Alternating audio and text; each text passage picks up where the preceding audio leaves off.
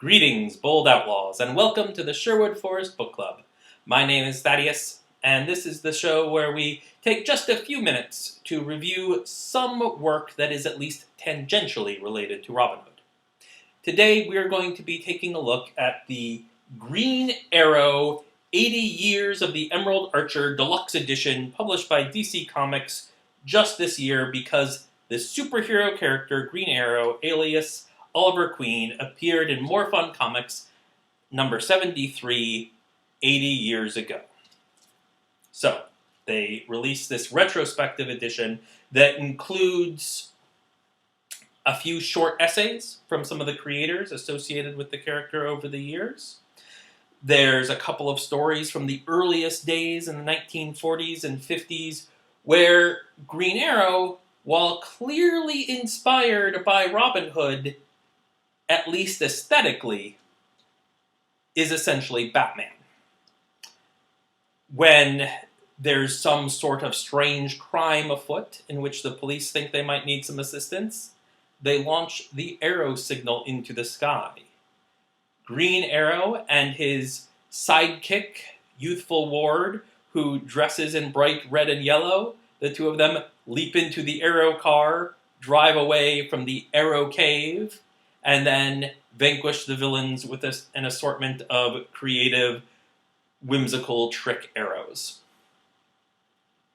Now, one of the things that I actually really like about the character of Green Arrow, besides his obvious inspiration in the form of Robin Hood, is how much he is actually a character who has changed.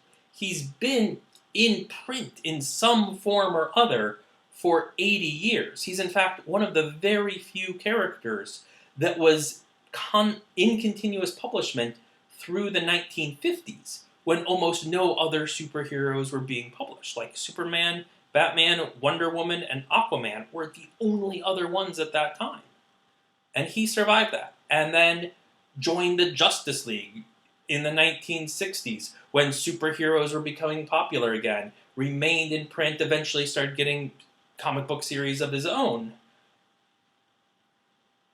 But unlike a lot of those other characters, he's changed, and changed quite dramatically. Most notably when Neil Adams and Denny O'Neil took charge of the character, especially during the 70s. And they gave him a new look, gave him kind of a new purpose. He wasn't a wealthy playboy anymore. He lost his fortune. And they took a lot more inspiration from the sort of idea of Robin Hood, not just the aesthetics of a green outfit and a cap with a feather and a, bow and arrow. They had him be a social crusader. They had him work against corporations. They had him call police officers blue fascists.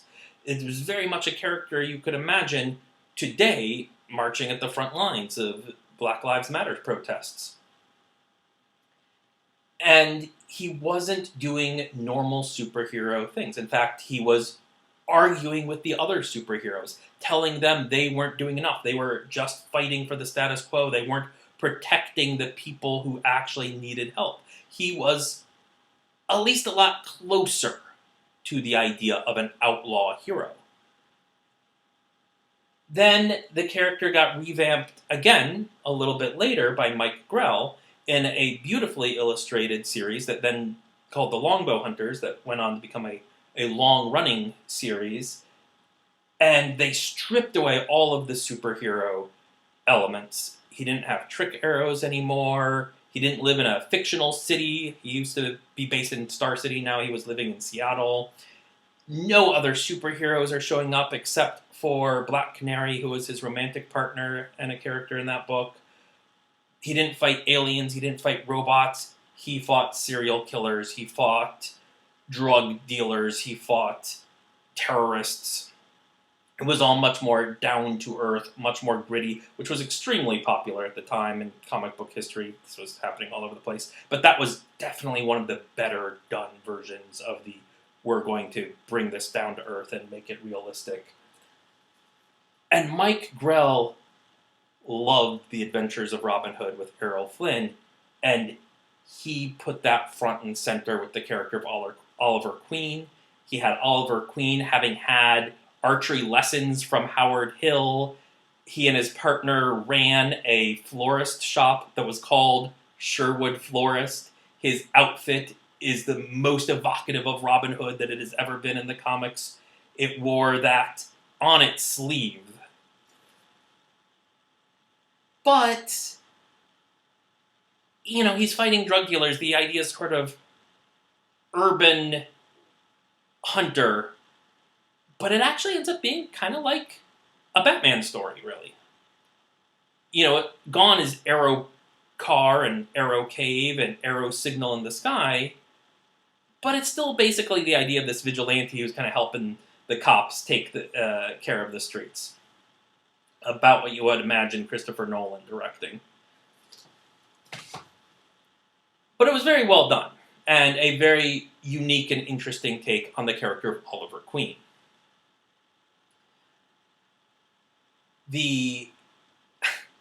So, those series were also suggested for... That series was also suggested for mature readers. As a child, I accidentally picked up a few of those comics at a convention once. I was a fan of Green Arrow. Some of the covers by Mike Grell were absolutely gorgeous. I didn't spot the small tag that said suggested for mature readers. Was embarrassed by some of the content I found, and literally hid these Green Arrow comic books under my mattress as a child to hide them from my parents because I was so embarrassed by the contents that could be found therein. There's a lot more sex and violence in those comics than there had been in some of the other ones. After Mike Grell's run, the character was written by Chuck Dixon for a short time before he was killed off, and his son became the new Green Arrow. Kevin Smith came along a little bit later, the film director. He resurrected that character, and around at that time, the character was a lot more traditional superhero-like, much different than the Mike Grell run from earlier, and also pretty different from the Denny O'Neil stuff, too. They rebooted the whole universe again at one point, and around that time, the Arrow television series was being released, the character being brought to the small screen for a very successful television show that ran for, I think, 8 seasons or so, spawned a number of other series that are still running. It is sometimes referred to as the Arrowverse, in fact.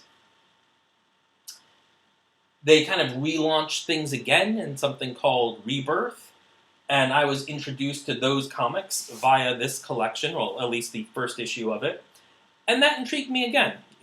I'm looking at picking up some more issues of that.